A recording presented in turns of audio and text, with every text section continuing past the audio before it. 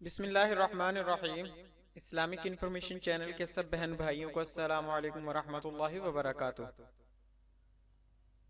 سوال: کیا ہاتھوں پر سینیٹائزر لگانے سے وضو ٹوٹ جاتا ہے؟ جواب: ہاتھوں پر سینیٹائزر لگانے کا مقصد ہاتھوں کی صفائی ہے۔ اس میں جراثیم کش کیمیکل استعمال کیے جاتے ہیں۔ یہ کیمیکل صنعتی پیمانے پر تیار کیے جاتے ہیں۔ ان میں نشہ نہیں ہوتا، یا ہو بھی تو شراب کی تعریف اس پر صادق نہیں آتی، اس لیے یہ مطلقاً نجس نہیں ہوتے۔ جن اشیاء میں ایسے کیمیکلز ہوں ان کے استعمال میں حرج نہیں۔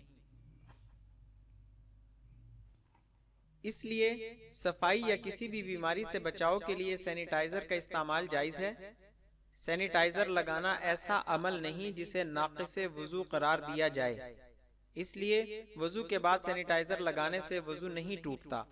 تاہم احتیاطاً وضو کے بعد ہاتھوں پر سینیٹائزر لگانے سے اجتناب کرنا زیادہ بہتر ہے۔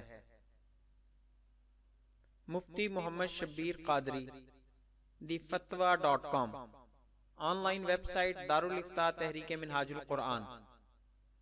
مزید اسلامی معلومات حاصل کرنے کے لیے ہمارے چینل کو سبسکرائب کریں۔ آنے والی ویڈیو سے باخبر رہنے کے لیے بیل آئیکن پریس کریں۔ شکریہ، جزاک اللہ خیرہ۔